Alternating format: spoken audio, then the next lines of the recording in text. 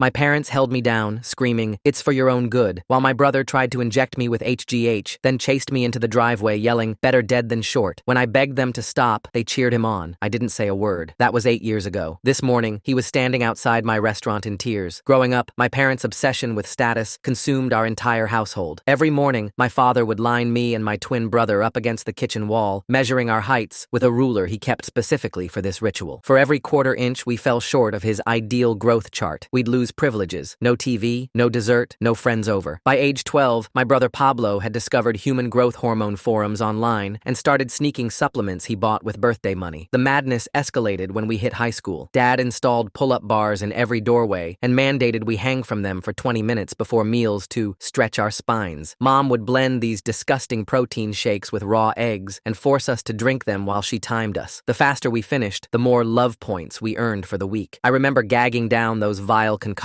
while Pablo had trained himself to chug them without even tasting. But Pablo took it further, so much further. He'd sleep on the floor because he read that soft mattresses compressed your spine. He wore ankle weights to school hidden under baggy jeans. He even convinced our parents to let him get limb-lengthening surgery consultations when he turned 16. They drove him to 3 different clinics, proudly showing off his dedication to excellence. The breaking point came during my junior year. I'd secretly joined the wrestling team, a sport where being shorter gave me advantages in my weight class. When my parents found out, they locked me out of the house for an entire weekend. Pablo watched from his bedroom window as I slept in the backyard shed, and when I knocked on his window begging him to sneak me food, he just shook his head and mouthed, "You chose this." College became my escape. I moved across the country to Oregon, embraced rock climbing where my compact build was an asset, and met my girlfriend Samantha, who stood 2 inches taller than me and couldn't care less. For the first time, I felt human instead of a failed experiment. When Easter rolled around 3 years later, Sam convinced me to visit home. "Maybe they've changed," she said optimistically. I should have known better when my mother's first words at the door were, "Did you shrink?" before even saying hello. Pablo appeared behind her, and I barely recognized him. His face was gaunt, his posture unnaturally rigid from wearing a back brace 18 hours a day. He'd grown maybe an inch since high school, but looked like he'd aged a decade. The growth hormones had wreaked havoc. His jaw had enlarged grotesquely, his forehead protruded, and his hands looked swollen. "Brother," he exclaimed, immediately standing back to back with me to compare heights. "I'm getting the surgery next month. Doctor says I could gain 3 inches if we do both tibius and femurs." I felt sick. "Pablo, you could be paralyzed. You could die. Better dead than short," he said, completely serious. Our parents nodded approvingly. Dinner turned into an intervention, except I was the one being intervened on. They'd printed out articles about height maximization techniques, circled classified ads for tall men only job postings, and even had a PowerPoint presentation about how I was sabotaging my genetic potential. When I mentioned Sam, my mother's face twisted. "She's using you for a green card, obviously. No woman wants a man she can look down on. She's from Seattle," I said flatly. "Even worse, she's settling because she has no other options," my father added. The final straw came when Pablo pulled out a syringe at the dinner table. "Just try it once," he urged, waving the HGH in my face. I got extra from my doctor. When I refused, he lunged at me, trying to inject me by force. Our parents cheered him on, my mother actually holding my arms while my father shouted, "It's for your own good." I broke free and ran, Pablo chasing me with the needle, his chemically destroyed body barely able to keep up. I made it to my rental car and peeled out, watching in the rearview mirror as my entire family stood in the driveway, my brother still waving the syringe like a madman. The next morning, I woke up to 47 missed calls and a string of voicemails that progressed from disappointment to disownment to Pablo sobbing that I was choosing to be genetic waste. 2 months later, I got a call from a hospital in Mexico. Pablo's surgery had gone wrong, catastrophically wrong. The nurse spoke broken English, but I understood enough. Infection, complications, come immediately. Her voice was professionally calm, but I could hear the underlying urgency. I booked the first flight out, my hands shaking the entire time. Sam wanted to come, but I told her no. This was my family's mess, my brother bleeding out for a few inches of bone. The hospital was exactly what you'd expect from a cut-rate medical tourism facility. Peeling paint, flickering lights, and that smell of disinfectant trying to mask something worse. The taxi driver had tried to warn me, speaking rapid Spanish and making cutting motions at his legs. I found Pablo in room 247, my parents flanking his bed like gargoyles protecting their broken treasure. His legs were wrapped in blood-stained bandages. External fixators, these metal cages, surrounded both legs with pins going straight through the skin into bone. The contraptions looked like torture devices, which I suppose they were. He looked smaller somehow, despite the hardware meant to make him taller. The smell in the room was sweet and rotten, infection mixed with industrial antiseptic. My mother saw me first. Her face lit up like I was there to join their crusade. "You came. I knew you'd understand eventually. Family supports. Family." Dad just nodded, as if my arrival validated something he'd believed all along. I approached the bed slowly. Pablo's eyes were closed, but I could tell he wasn't sleeping. The heart monitor gave him away, speeding up as I got closer. His face was waxy, sweat beading on his enlarged forehead despite the air conditioning. The doctor came in, this young guy who looked like he'd rather be anywhere else. His coat was stained, his English heavily accented as he explained that the infection had spread to the bone. Osteomyelitis, he called it. They'd managed to stop it, but Pablo would need months of antibiotics. The lengthening process had to be halted. Any further manipulation could spread the infection to his bloodstream. My father immediately started arguing. He demanded they continue the procedure, waving a contract in the doctor's face. My mother backed him up, insisting they'd paid for 3 inches and expected 3 inches. "We didn't come all this way for nothing," she shrieked. The doctor just shook his head and left, muttering something in Spanish that didn't sound complimentary. That's when Pablo finally opened his eyes. They were bloodshot, pupils dilated from whatever painkillers they had him on. He tried to speak, but only managed a croak, his lips cracked and bleeding. I got him water, helped him sip it slowly. My parents watched like hawks, probably worried I'd poison him with shortness or something equally ridiculous. The water dribbled down his chin, and I wiped it away, feeling how hot his skin was. Fever. The infection wasn't as controlled as the doctor claimed. Pablo grabbed my wrist. His grip was weak but desperate, his swollen fingers barely able to close around my arm. He pulled me close and whispered something I couldn't make out. I leaned in further, close enough to smell the sickness on his breath. "Get me out," he rasped. "Please, get me out of here." I pulled back, confused. My parents immediately swooped in, asking what he'd said. I lied, told them he wanted more water. But as I looked into my brother's eyes, I saw something I'd never seen before. Fear. Real, bone-deep terror. The golden child, the height warrior, the one who'd chosen excellence. He was finally afraid of what he'd become. I stayed in Mexico for 3 days. 3 days of watching my brother fight infection while my parents fought reality. They'd rented an apartment near the hospital, this dingy place with bars on the windows and a kitchen that smelled like gas. Every morning they'd drag me there to plan Pablo's recovery strategy over instant coffee and stale pastries. The planning sessions were insane. Mom had brought binders full of research on bone healing, growth factors, and alternative therapies she'd found online. Dad sketched diagrams of pulley systems we could install at home to keep stretching Pablo's legs during recovery. They talked about him like he was a project, not their son dying of infection in a foreign hospital. I spent most of my time at Pablo's bedside while they schemed. The other patients in the ward were all there for the same reason. Medical tourism gone wrong. The guy in the next bed had gotten dental implants that rejected. Across from us, a woman's botched nose job had collapsed. We were all Americans who'd chased cheaper procedures south of the border and paid for it in flesh. Pablo drifted in and out of consciousness. When he was lucid, he'd beg me to call the American embassy to get him transferred to a real hospital. When the fever spiked, he'd ramble about being tall enough to ride roller coasters, to reach the top shelf, to look Dad in the eye. The antibiotics weren't working fast enough. I could see it in how the nurses whispered, how they changed his bandages more frequently, how the smell got worse despite their efforts. On the 3rd night, I made a decision. I waited until my parents went back to their apartment, then found Pablo's doctor smoking outside the emergency entrance. I offered him $5,000 cash, my entire emergency fund, to transfer Pablo to an American hospital in San Diego. He took it without hesitation, probably happy to get rid of a problem patient. The transfer happened at dawn. I rode with Pablo in the ambulance, holding his hand as we crossed the border. He was delirious by then, mumbling about growth charts and love points. My parents didn't know until we were already across. The voicemails started immediately. Threats, accusations, promises to have me arrested for kidnapping. I turned off my phone and focused on my brother. The American hospital was like stepping into a different world. Clean, efficient, doctors who spoke clear English and looked horrified at Pablo's condition. They rushed him into surgery to clean out the infection, remove the infected bone segments, stabilize what was left. I sat in the waiting room for 6 hours, drinking terrible coffee and wondering if I'd saved my brother or stolen him. When Pablo woke up after surgery, he was different. The fever was gone, but so was something else. He stared at his legs, shortened now from the removed bone, and didn't say anything for a long time. The surgeon explained he'd be about 2 inches shorter than before the procedure. Pablo just nodded, no emotion on his face. My parents arrived that evening like a hurricane. Security had to escort them out twice when they tried to physically remove Pablo from his bed. They accused me of sabotage, of jealousy, of destroying Pablo's future. Mom actually spit at me. Dad tried to punch me but missed, his rage making him clumsy. They were banned from the hospital after that, which only made things worse. Pablo needed months of recovery. The hospital bills were astronomical. Insurance wouldn't cover elective surgery complications, especially not ones that happened in Mexico. I emptied my savings, maxed out credit cards, even sold my car. Sam helped without me asking, transferring money despite my protests. My parents, who'd spent hundreds of thousands on height enhancement over the years, contributed nothing. They said Pablo was dead to them now that he'd chosen mediocrity. I moved Pablo into my apartment in Oregon. Sam and I converted the living room into a recovery space, complete with hospital bed and physical therapy equipment, not for stretching, for learning to walk again. The infection and surgeries had damaged nerves, weakened muscles. Some days Pablo couldn't even stand without help. The physical therapy was brutal. Pablo had to relearn basic movements, rebuild strength in legs that had been broken and infected and pieced back together. But worse was the mental adjustment. He'd spent his entire life defining himself by height, by growth, by the pursuit of vertical excellence. Now he was shorter than before, permanently damaged from chasing inches. Depression hit hard. Pablo would stare at old photos of himself, measuring the difference with his eyes. He kept the ankle weights by his bed like relics of a lost religion. Some nights I'd hear him crying, these deep, gulping sobs that shook his whole body. He'd lost more than height. He'd lost his entire identity. Our parents kept calling, leaving increasingly unhinged messages. They'd disowned us both now, written us out of wills, told the extended family we were dead. They started a blog about parenting failures, where they documented everything they'd done right and how we'd thrown it away. The comments section was full of other height-obsessed parents sharing similar stories of ungrateful children. 3 months into recovery, something shifted. Pablo started talking during physical therapy instead of just grunting through exercises. He asked about my life, about Sam, about rock climbing. He watched me train on the climbing wall I'd installed in our garage, seeing for the first time how my body wasn't a failure, but perfectly designed for something our parents never imagined. He started going to therapy, real therapy, not the height maximization counseling our parents had forced on us. The therapist specialized in body dysmorphia and cult deprogramming, which turned out to be exactly what Pablo needed. He'd bring home worksheets about self-worth, about identity beyond physical attributes, about breaking free from toxic family systems. Sam became his biggest cheerleader. She'd take him to her basketball games, introducing him to teammates who saw height as just one tool among many. She taught him to cook, to garden, to find joy in things that had nothing to do with measurement. Watching them bond over sourdough starters and herb gardens was surreal after years of seeing Pablo only care about inches. The turning point came 6 months after the surgery. Pablo could walk without assistance now, though with a slight limp that would probably be permanent. We were at the grocery store when we ran into Marcus, a guy from our high school. Marcus had been shorter than both of us, but was now a successful chef with his own restaurant. He invited us to dinner, excited to catch up. That meal changed everything for Pablo. Marcus talked about how being short had helped in kitchens, less bending, better angles for prep work, easier to navigate tight spaces. He'd built an empire not despite his height, but by finding places where it didn't matter or even helped. Pablo listened like he was hearing a foreign language for the first time. Pablo started volunteering at Marcus's restaurant, just washing dishes at first, but he threw himself into it with the same obsession he'd once reserved for growth hormones. He learned knife skills, flavor profiles, plating techniques. His enlarged hands, a side effect of the HGH abuse, turned out to be perfect for kneading dough. His attention to detail, honed by years of measuring himself, translated into precise cooking. Our parents found out, of course. They always did. The emails started again, now focused on how Pablo was wasting his potential in a servant profession. They'd found studies linking height to chef salaries, statistics about the average height of Food Network stars. Mom sent Pablo growth hormone prescriptions, claiming they'd help with his recovery. Dad mailed elevator shoes to our apartment. We threw them all away, unopened. A year after the surgery, Pablo enrolled in culinary school. He was still processing the trauma, still working through years of programming, but he was building something new. He'd gained weight, healthy weight, not the gaunt look from his hormone days. His face had normalized somewhat, though the bone changes were permanent. He looked like himself for the first time since childhood. That's when our parents escalated. They couldn't handle losing both sons to mediocrity, so they decided to take action. It started small, showing up at Pablo's school, trying to convince administrators that he was mentally unfit, leaving pamphlets about growth clinics under our apartment door, calling Sam's work to tell them she was in an abusive relationship with height-deficient men. We got security cameras after they broke into our apartment while we were out. They'd replaced all our furniture with taller versions, bar height tables, raised bed frames, even elevated toilet seats. They'd left a note, "We're saving you from yourselves." The violation felt worse than the lockout in high school. This was our space, our sanctuary, and they'd contaminated it with their obsession. The restraining order was Sam's idea. I'd been reluctant, still hoping somehow they'd snap out of it. But when they started showing up at Pablo's restaurant shifts, measuring him in front of customers, screaming about genetic disappointments during the dinner rush, we had no choice. The court process was humiliating, explaining to a judge that our parents were height supremacists who'd rather see us dead than average. They contested it naturally, showed up to court with their own lawyer and a briefcase full of evidence that we needed their intervention. Growth charts, medical studies, testimonials from other parents who'd successfully made their children taller. The judge looked increasingly disturbed as they presented their case, especially when Mom broke down crying about her stolen tall sons. The restraining order was granted, 200 feet, no contact except through lawyers. You'd think that would end it, but obsession doesn't respect legal boundaries. They started a support group for parents of height-deficient children, holding meetings at the community center. They'd stand exactly 200 feet from our apartment with signs. "It's not too late. Choose growth. We still love you, but taller. Pablo handled it better than I expected. Maybe the therapy was working, or maybe nearly dying had given him perspective. He'd wave at them from the window sometimes, not cruelly, just acknowledging their presence. They're sick, he'd say, like I was sick, like I still am sometimes. He kept a photo of himself from peak hormone abuse as a reminder. The swollen features, the desperate eyes, the body destroying itself for inches. The real test came when Pablo won a cooking competition. Local thing, nothing huge, but he'd created this incredible dish inspired by our grandmother's recipes. The prize included a newspaper feature, complete with photos. He knew our parents would see it, would measure his height against every object in the frame, would calculate exactly how much potential he'd wasted. He did it anyway. The article ran with a full-page photo of Pablo in his chef's whites, standing proud in a kitchen where height meant nothing. The headline read, "Rising Star Chef Finds His Calling." Our parents' response was predictable. Anonymous letters to the editor about the paper promoting unhealthy body standards, claims that Pablo's recipes were nutritionally designed to stunt growth. But something beautiful happened. Other people started reaching out. Kids whose parents had put them through similar height obsessions. Adults still dealing with the trauma of being measured, stretched, supplemented against their will. Pablo started a support group that met in the restaurant after hours. They'd cook together, share stories, rebuild their relationships with their bodies. I watched my brother transform from victim to healer. He developed recipes specifically for people recovering from growth hormone abuse, working with nutritionists to address the damage. He hired other height disappointments at his restaurant, creating a kitchen where everyone fit perfectly, regardless of size. His limp became part of his story, not something to hide, but evidence of survival. Sam and I got engaged that winter. We kept it quiet, just close friends at a small ceremony. Pablo was my best man, standing beside me without a single mention of height differences. He'd made our wedding cake, 3 tiers of perfection that had nothing to do with being tall and everything to do with being skilled. Our parents found out through social media. Someone had tagged us in photos, and within hours they were blowing up our phones from new numbers. The messages were exactly what you'd expect. Sam was trapping me. This was my last chance to find a proper woman. Statistics about children of height mismatched parents. They'd created fake profiles to comment on our wedding photos, pointing out height differences in every shot. That's when Pablo surprised me. He'd been saving money, planning something without telling anyone. He bought the house next door to our parents, not to reconcile, but to reclaim the space. He turned it into a restaurant, the Short Stack, specializing in breakfast foods with cheeky names like Bite-Sized Bliss and Compact Comfort. The grand opening was everything. Our parents stood on their property line, exactly 200 feet away, holding signs and chanting about growth potential. Pablo had anticipated this. He'd hired a mariachi band to play at exactly the volume needed to drown them out. Customers thought it was dinner theater, some kind of performance art. They took selfies with our protesting parents in the background. The restaurant was a hit. Food critics praised Pablo's innovative approach, his story of overcoming adversity. He did interviews about recovering from surgery, from addiction to growth, from a lifetime of being told he wasn't enough. Our parents responded by trying to buy the building, then trying to get it condemned, then standing outside with pictures of Pablo at his proper height. But Pablo had found something they never understood: peace with himself. He'd cook their favorite meals and leave them at the property line, still warm, with notes saying he loved them. They'd throw the food away uneaten, but he kept cooking, kept leaving offerings at the boundary of the restraining order. It wasn't about changing them anymore. It was about choosing love over height, nourishment over measurement. The breakthrough came 2 years later. Dad had a heart attack. All those years of stress about inches finally catching up. Pablo heard the ambulance, saw them wheeling Dad out. Despite everything, he closed the restaurant and rushed to the hospital. I met him there, both of us navigating the complex emotions of loving parents who'd hurt us so deeply. Mom looked older, smaller somehow. She sat in the waiting room clutching Dad's measurement ruler, the one from our childhood. Her first words to us weren't about height. She just said, "He might die." The ruler clattered to the floor and she didn't pick it up. We sat with her through the surgery, the recovery, the rehabilitation. Dad had to relearn to walk, just like Pablo had. He needed assistance, support, patience, all things that had nothing to do with being tall. Pablo brought food to the hospital every day, meals designed for healing. Dad ate them without asking about growth-promoting ingredients. The change wasn't instant or complete. They still believed what they believed, still saw height as paramount. But watching Dad struggle to stand, needing Pablo's shortened, scarred legs to support him, something shifted. They stopped mentioning growth hormones. The signs disappeared from their yard. Mom donated the stretching equipment to a circus school that actually needed it. They never apologized, not really, but they started eating at Pablo's restaurant, sitting in a corner booth where they could see him in his element. They'd measure him with their eyes. Old habits die hard, but they'd also clean their plates, leave reasonable tips, sometimes even compliment the food. Pablo hired Dad as a bookkeeper when he was recovered enough to work. It was awkward at first. Dad sitting in the back office of the restaurant he'd tried to shut down, but numbers were neutral, didn't care about height. Dad was good with finances when they weren't being spent on growth schemes. He'd found a way to be useful that didn't involve rulers or charts. Mom started volunteering at the support group, mostly making coffee and cleaning up. She'd listen to the stories of other height-obsessed families with this haunted look, recognizing herself in the worst parts. Sometimes she'd speak up, warning parents about the path she'd taken. It wasn't redemption exactly, but it was progress. The real victory came when Pablo catered a medical conference on treating growth hormone abuse. He stood in front of doctors who'd seen the damage firsthand, sharing his story while serving food that celebrated flavor over size. Our parents were there, sitting in the back, watching their son be recognized as an expert in survival rather than a failure of growth. After the conference, a young doctor approached Pablo. He ran a clinic for kids whose parents were pushing extreme height treatments. Would Pablo consider speaking to them, showing them another way? Pablo said yes immediately, then looked at our parents. Would you come too? Show them where it leads? That became their new routine. Pablo would tell his story of survival and recovery. Our parents would tell theirs of regret and slow recognition. They never fully renounced their beliefs. I don't think they could, but they could show the cost. Mom would bring the old growth charts, the photos of Pablo dying in Mexico, the hospital bills that meant nothing compared to almost losing her son. The program helped dozens of families step back from the brink. Kids who were heading down Pablo's path saw where it led. Parents who thought they were helping saw the damage they were causing. Not all of them changed course, but enough did that it mattered. Pablo's restaurant expanded into a small chain, each location managed by someone who'd overcome body-related trauma. The original location, next to our parents' house, remained the flagship. Dad still did the books. Mom still volunteered at support meetings. They still measured us sometimes, couldn't help themselves. But now it was followed by, how's the new menu coming? Or, Sam looked happy at dinner. Sam and I had a daughter. The first time my parents saw her, I watched Mom's hands twitch toward a measuring tape before catching herself. She's perfect, Mom said instead, and almost sounded like she meant it. Pablo made her first birthday cake, a single tear because sometimes one is enough. Our daughter grew up surrounded by people who'd learned the hard way that worth isn't measured in inches. Pablo taught her to cook, to find joy in creation rather than comparison. Our parents, reformed but not cured, loved her carefully. They bought her books instead of growth supplements, enrolled her in art classes instead of stretching sessions. The height charts came down eventually, replaced with photos of family dinners at Pablo's restaurant. The measurement wall was painted over, though you could still see the marks if you knew where to look. Some damage can't be erased, only built over, layered with better memories, until the pain becomes part of the foundation rather than the whole structure. Pablo never grew those 3 inches he'd paid for in bone and blood. He walked with a limp that got worse in cold weather. His body bore the scars of our parents' obsession and his own desperate compliance. But he stood taller than any of us, having climbed out of a hole measured in more than feet and inches. Our family dinners were quiet now, focused on food rather than height. We'd sit around the table, me, Sam, our daughter, Pablo, our parents, and just exist together. No measurements, no comparisons, no talk of potential wasted or achieved. Just people who'd hurt each other terribly and chosen to heal together, imperfectly but genuinely. The healing wasn't complete, might never be. Dad still read articles about height and success. Mom still noticed when Pablo wore shoes with thicker soles. They'd probably die believing their children could have been more if we'd just grown a few more inches. But they'd learned to love us anyway, at whatever height we stood. Pablo's support group had a saying, you can't grow taller, but you can grow stronger. It was cheesy, the kind of thing that looked good on motivational posters. But for those of us who'd been broken and stretched and measured into madness, it meant everything. We couldn't change our height, but we could change our perspective. We couldn't add inches, but we could add joy. The last time I saw the old measurement ruler, it was in a box in my parents' garage. Dad was using it to prop up a wobbly table, its sacred markings now just wood-keeping furniture stable. I thought about stealing it, burning it, making some symbolic gesture of triumph. Instead, I left it there, doing its new job, no longer measuring worth, but simply filling space. That's the thing about recovery. It's not about dramatic gestures or perfect endings. It's about small choices, daily decisions to see yourself as more than a number on a wall. It's about learning to cook instead of stretch, to love instead of measure, to exist in a body that might not meet specifications, but carries you through life anyway. Pablo still gets emails from people finding their way out of height obsession. He answers everyone, sharing recipes and resources, and the hard-won knowledge that you can survive being seen as not enough. Our parents sometimes help him respond, their shame transformed into something useful, their expertise in causing damage now applied to preventing it. We're not a success story, exactly. We're a survival story. A family that broke itself apart over inches and slowly, painfully, imperfectly stitched itself back together. We're shorter than our parents wanted, taller than we needed to be, exactly the height we are. And most days, that's enough. The growth charts are gone, but the scars remain. Pablo's limp, my wariness, our parents' regret, but scars are proof of healing, evidence that what was broken can mend. We're not the family we were supposed to be, the tall, successful, genetically optimized unit our parents envisioned. We're the family we chose to become, damaged, recovering, measuring love in recipes shared and stories told rather than inches gained. Some nights, I still dream about the measurement wall, about losing privileges for missing arbitrary marks. But I wake up next to Sam, check on our daughter sleeping soundly, text Pablo about weekend plans. The life I built at the wrong height turned out to be exactly the right size. Our parents never became different people. They just learned to live with who we were instead of who they'd tried to force us to become. It wasn't forgiveness, exactly, or forgetting. It was moving forward anyway, choosing connection over perfection, accepting that some obsessions run too deep to fully extract. But we survived it. The hormones, the surgeries, the lockouts, and interventions. We survived our parents' love, twisted into something sharp by their obsession with height. And in surviving, we found something they'd never thought to measure: the distance between who they wanted us to be and who we actually were, and the grace to bridge it anyway. I kept waiting for the other shoe to drop. Things were too quiet, too normal. My parents attending support groups and helping other families seemed like progress, but I knew them too well. 20-plus years of height obsession doesn't just evaporate. The first sign came when Pablo noticed inventory discrepancies at the restaurant. Small things: protein powder missing, supplements he used for special dietary meals. Dad was still doing the books, said it was probably just miscounting. Pablo wanted to believe him, installed new locks just in case. Then came the water bottles. Pablo found them in Dad's desk drawer during a routine filing. Clear liquid, unmarked, hidden behind tax documents. He brought them to me, hands shaking. We both knew without testing what they were: growth hormone, diluted and ready to add to drinks. I confronted Dad that night, found him in the garage, organizing his old height optimization equipment he claimed he was donating. He didn't deny it when I showed him the bottles, just stood there, shoulders sagging, looking older than his 63 years. He'd been microdosing the restaurant staff. Nothing dangerous, he insisted, just small amounts in the employee water cooler. He showed me his notebook, detailed records of each employee's height, weekly measurements he'd taken secretly, calculations of optimal hormone levels. The obsession had never left, just gone underground. Mom knew. Of course she knew. She'd been helping, distracting staff while Dad measured door frames they'd walk through, calculating heights based on head clearance. They'd created a whole system, convinced they were helping these kids reach their potential. The support group testimony, the apparent change of heart, it was real, but incomplete. They couldn't stop trying to fix everyone's height. Pablo took it harder than me. He'd trusted them, given them purpose, believed in their redemption. Finding out they'd been drugging his employees broke something in him. He fired Dad immediately, changed every lock, tested all the food supplies. The violation was worse than Mexico, worse than the forced injections. This was slow, secretive, planned. The employees were furious when we told them. One kid, Arthur, had been experiencing weird symptoms: jaw pain, joint aches, excessive sweating. Classic early signs of HGH side effects. He wanted to press charges. Others just wanted Dad gone. Pablo paid for everyone to get tested, covered medical bills for anyone showing symptoms. We thought about involving police, but what would we say? Our dad put growth hormones in the water because he thinks everyone should be taller? It sounded insane. Instead, Pablo banned them from all his properties, hired security to enforce it. The restraining order got updated to include no contact with restaurant staff. That's when things escalated. Our parents couldn't accept being cut off again, not after they'd gotten so close. They started their own restaurant directly across from Pablo's flagship location. Heightened expectations, a growth-themed cafe serving hormone-infused smoothies and stretching equipment at every table. It was perfectly legal. They disclosed everything, marketed it as optimization dining. Their menu had height-based pricing. Tall customers got discounts, short ones paid premium. They installed measuring stations at the entrance, rang a bell whenever someone came in over 6 feet. It was grotesque, but effective. People came for the novelty, stayed for the promise of growth. Pablo tried to ignore it, but they made it impossible. They'd stand outside during his peak hours with megaphones, advertising their superior growth solutions. They hired actors to wear stilts and hand out flyers about the dangers of accepting mediocrity. They even sponsored a youth basketball team, requiring players to eat at their restaurant and follow their height regimens. The competition got vicious. They'd send fake health inspectors to Pablo's place, spread rumors about growth-stunting ingredients in his food. They created social media accounts claiming Pablo was intentionally keeping people short out of jealousy. Mom started a podcast called Reaching Higher, where she interviewed parents of tall children, always mentioning how her own sons had chosen limitation. Sam had enough first. She was 6 months pregnant with our second child, and the stress was affecting her health. She confronted my parents at their restaurant, walked right in during lunch rush. I wasn't there, but heard about it from customers who filmed it. She didn't yell or make threats. She just stood there, pregnant, belly prominent, and told them they were about to have another grandchild they'd never meet if they kept this up, that their obsession had cost them one family and was about to cost them another, that their grandchildren would grow up not knowing them because they couldn't stop measuring love in inches. Mom tried to offer her a height prediction ultrasound. Dad pulled out growth charts for optimizing prenatal development. Sam just turned and left, but not before taking their promotional materials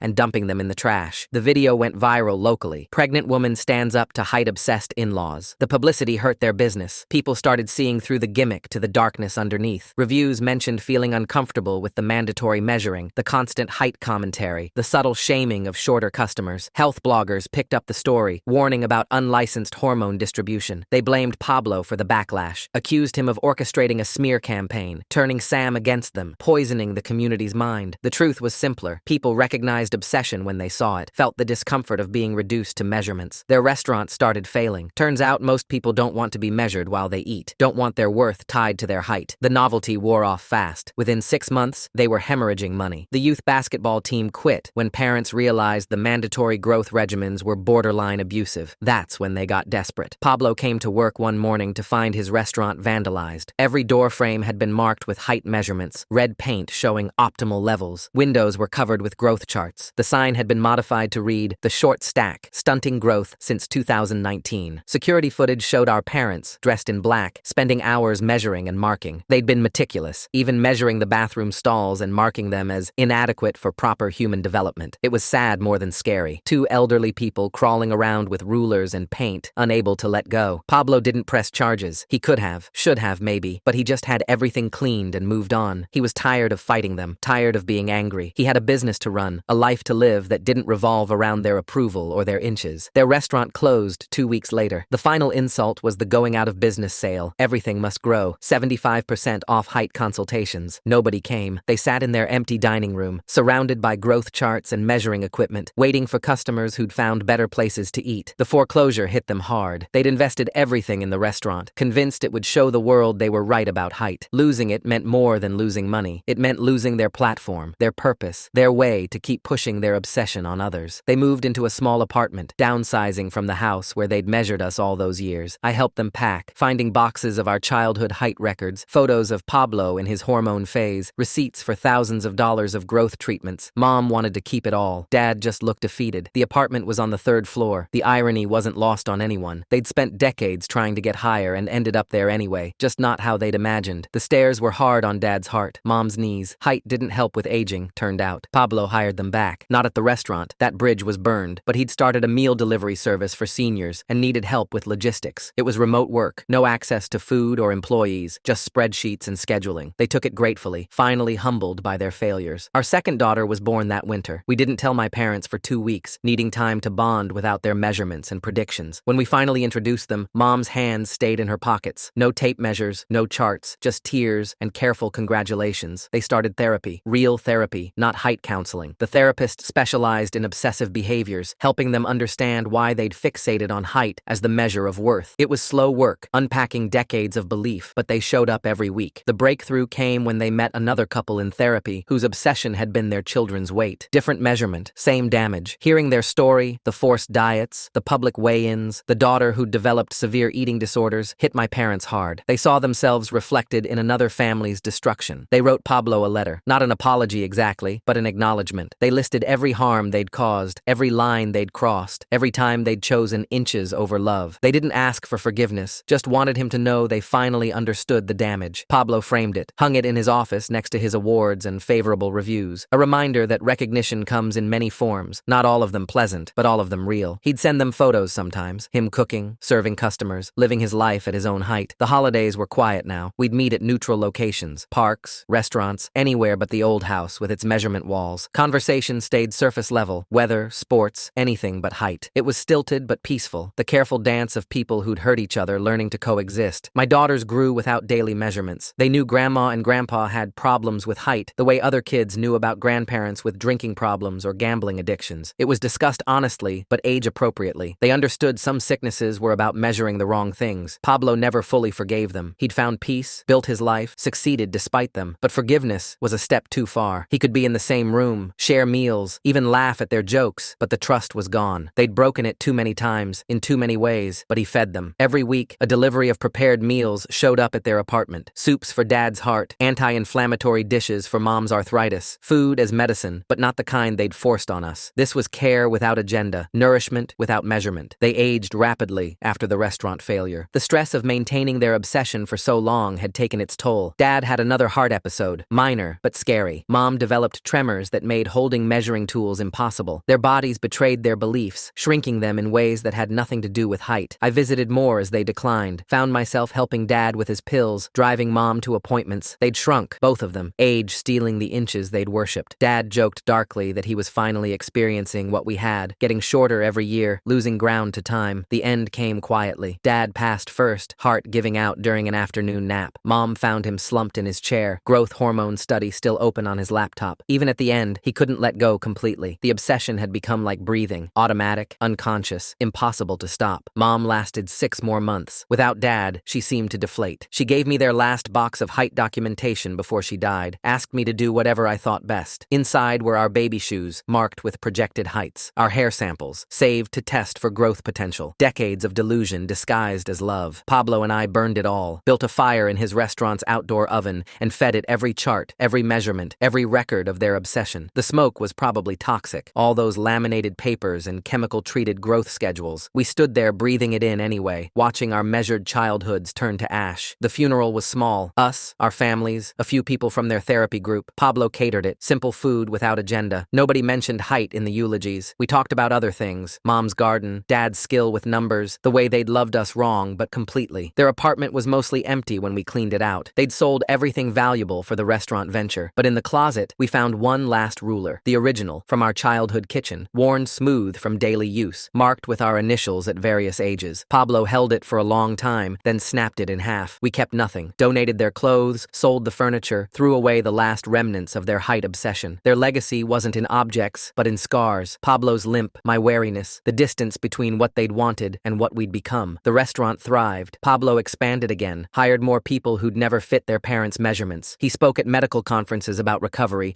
at schools about body acceptance. Our parents' cautionary tale became part of his presentation, the extreme end of what happens when love gets twisted into obsession. My daughters grew up strong and unmeasured. They climbed trees without worrying about compressed spines, played sports that suited them regardless of height advantages. They knew their worth had nothing to do with inches, everything to do with character. Sometimes I dream about them still. Not nightmares anymore, just memories. The morning measurements, the protein shakes, the constant calculation of our worth in vertical distance. But I wake up in my own home, built to fit my family perfectly, no modifications needed. Pablo walks with a cane now on bad days. The surgery damage gets worse with age, but he doesn't hide it. He tells customers who ask about his limp the whole story. Mexico, infection, parents who loved height more than health. They usually order extra dessert after hearing it, moved by survival served alongside good food. We scattered their ashes at sea. No marker, no monument, no measurement of where they lay. Just water and wind and the endless horizon where height means nothing. Pablo said a few words about forgiveness being a process, not a destination. I said nothing, just watched their remains disappear into something too vast to measure. The old house sold to a family with young kids. I drove by once, saw they'd painted over the measurement wall completely. New growth charts hung in the kitchen, but these had stickers and smiley faces, celebrations instead of failures. Different family, different obsessions probably, but hopefully gentler ones. Pablo named a dish after them eventually. The humble pie, a dessert that looked taller than it was, an optical illusion of height that collapsed into something sweet when you cut into it. He donated the proceeds to programs helping kids escape abusive family expectations. Mom and Dad would have hated the symbolism. That felt right somehow. We survived them. That's the bottom line. Survived their love, their obsession, their inability to see us as enough. We built lives they couldn't measure, found success in places they'd never think to look. We grew in every direction but up, and it turned out that was exactly the right way to go. The scars remain. Pablo's physical ones, my emotional ones, the family tree pruned by their obsession. But scars are proof of healing, evidence that what they broke didn't stay broken. We're shorter than they wanted, taller than we needed to be, exactly who we are. Their legacy isn't height. It's the knowledge that love can be twisted into something harmful, that good intentions can cause real damage, that sometimes the best thing parents can leave their children is a clear example of what not to become. We learned from their mistakes, built better lives on the foundation of their failures. In the end, we measured up, just not the way they'd planned.